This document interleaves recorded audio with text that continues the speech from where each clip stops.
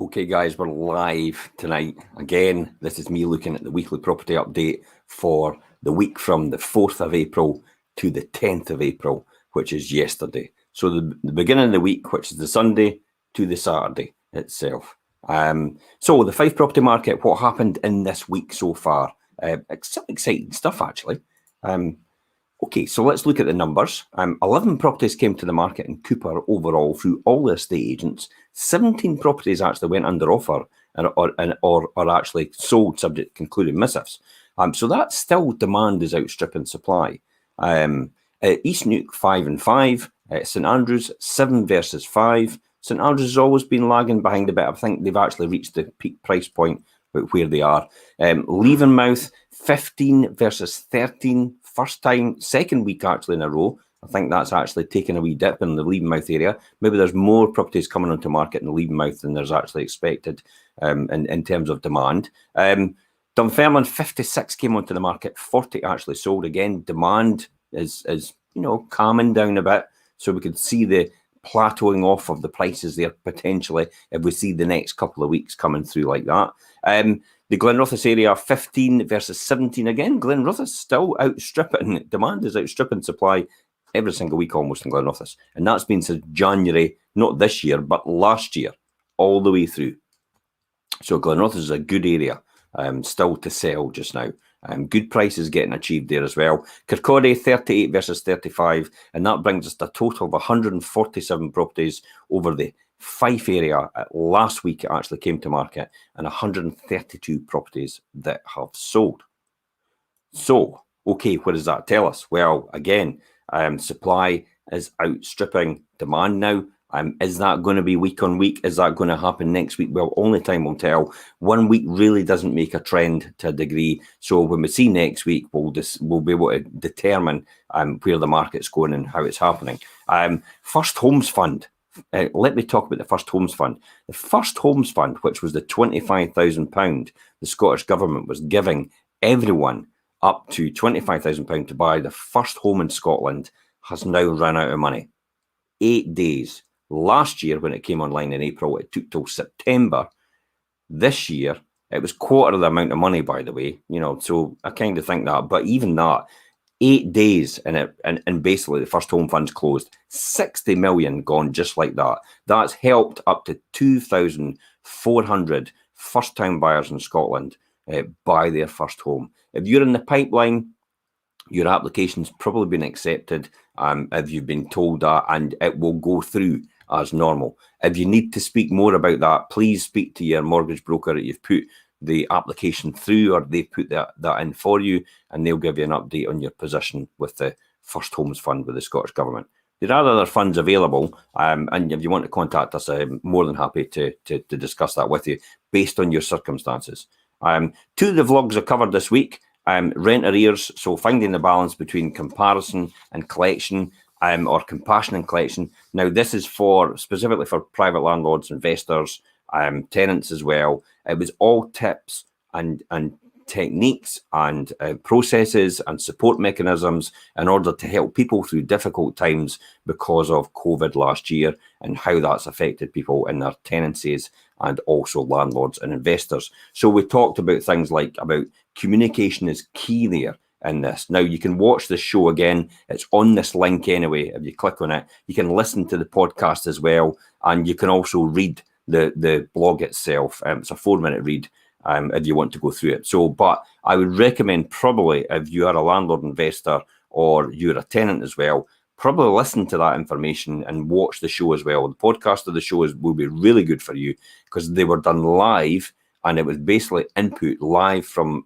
professional landlords, professional letting agents, on the spur of the moment, based on where that topic took us. Basically like a question time, more or less, format, like the BBC does. So that'll give you a good insight into that as well. So getting the full story, keys, the communication's key, finding quick fixes to sort things out, borrowing and benefits. So I actually talked about access to the hardship fund, which people have access to. Most people throughout Fife do not know about the hardship fund, which Fife Council has.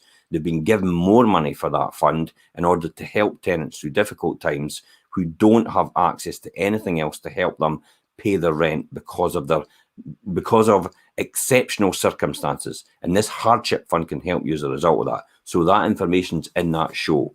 If you know anybody as well that might need access to that, please feel free to share this with them so they can get that. And also things like the use of guarantors to help protect the tenancy, because clearly the Scottish Government's put a moratorium on evictions. So you can't just put someone into a tenancy with no proper referencing, because then that puts you as a landlord or an investor in a vulnerable position, because if the tenant didn't pay the rent, you can't evict them, you can't do anything. Scottish Government's tied their hands behind their back.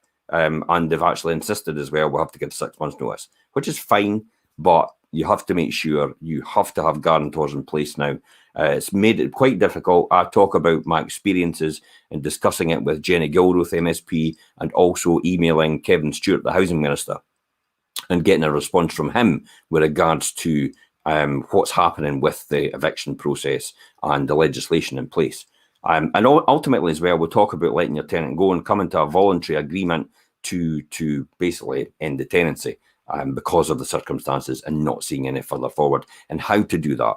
At the end of the day, we're here to help as letting agents. We're here to help as landlords. We're here to help tenants make sure we want to keep people in their tenancies and make sure they run smoothly as a result. That's the key here. So the key is communication in order for that to happen.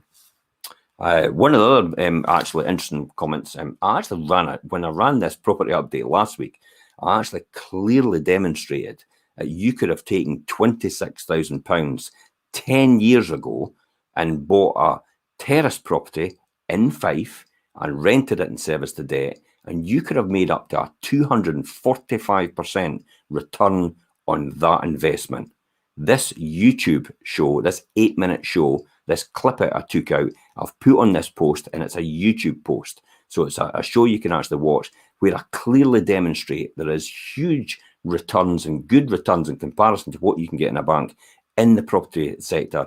Property is probably one of the best performing assets over all the years, bar investing in yourself and proper training and proper education.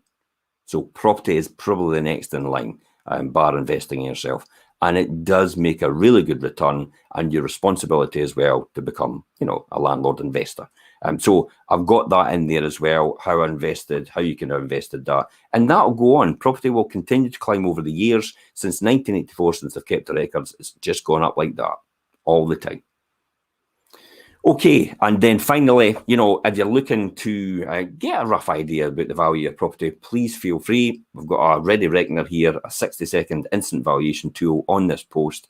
You can click on it, you can put your information in, you don't need to talk to any of us at all. You can get a middle banding of the price of your property, you can get a top valuation, you can get a bottom valuation, and you can decide, depending on the condition of your property, where you lie in that valuation process. It's also there available for rental valuations as well. If any landlords or investors out there, they're not sure that they're actually getting the right rent return in terms of what they should be charging, you'd be surprised. You would be surprised. I went out to somebody the other day and they were saying, I thought I could probably get about £500, and then I quoted them £700 a month. They were gobsmacked.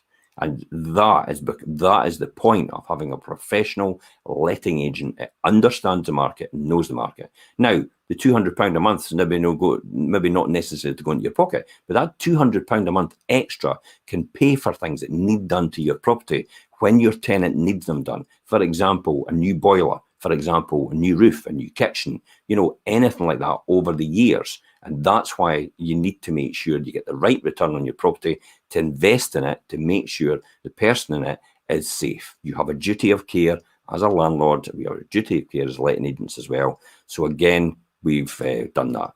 So that's a ready reckoner there for you as well. And if anybody's got any questions, please feel free to message me here. More than happy to answer them and later on as well. And until next week, guys, I'm Jim Parker for Fife Properties TV.